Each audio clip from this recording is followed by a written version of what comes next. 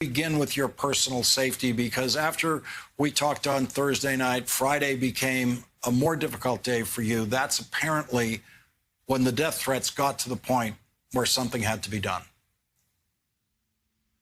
Yes, well, thank you so much. I'm thankful that the governor took these seriously and has assigned protection to me and my family, and we're doing okay. So appreciate you asking. Talk about what you're seeing and not being allowed to see in what you are now calling a fraudit. And thank you very much for that term, because I just couldn't bring myself to call it an audit. Yeah, I've tried to be creative with what I've called it as well, because it certainly is not an audit. So, I think one of the most concerning things about what we have not been able to see, and this is one of our election experts who's an equipment expert, was not allowed into the room where they were holding the equipment, and neither have there been any of the cameras that are broadcasting this exercise allowed in that room. And so we have no idea what's been done with the equipment.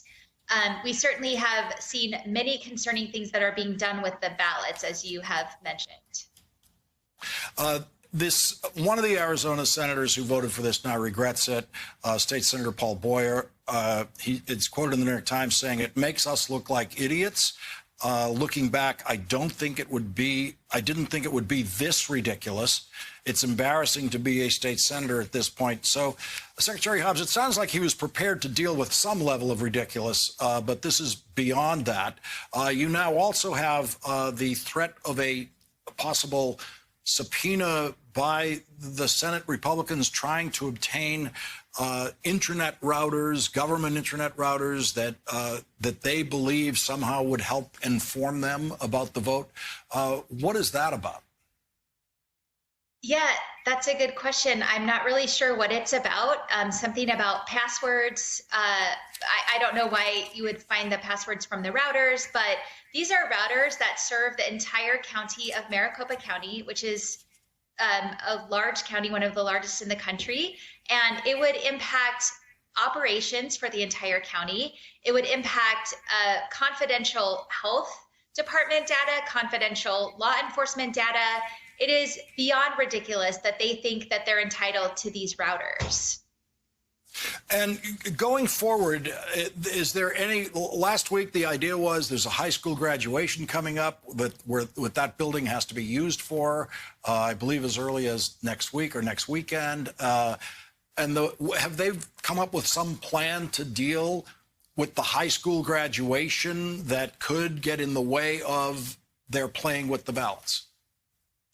As far as I can tell, there is no plan for what they're going to do. I mean, Ken Bennett keeps saying, oh, we'll store these things somewhere, but there's really no sense of where that is. So I don't think he has a plan, and nothing that is being talked about right now in terms of what the plan may or may not be adds any confidence to my sense that they are not taking ballot security seriously at all.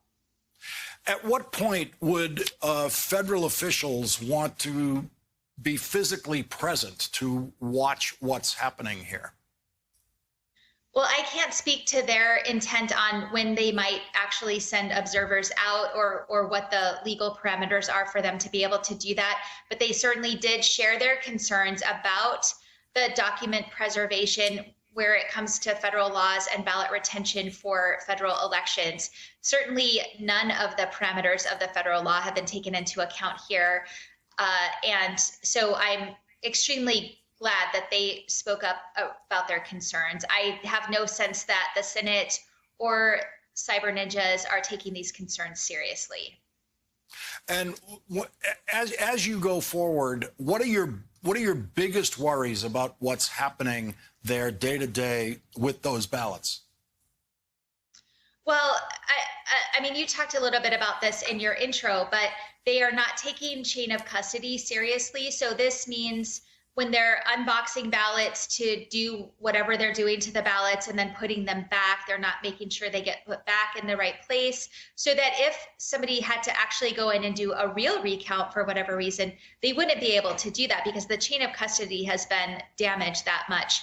It also appears as if they are commingling uncounted versus counted ballots. They are leaving ballots unattended on tables. They are just absolutely not taking seriously the magnitude of what they have in front of them and what they need to preserve in terms of these ballots.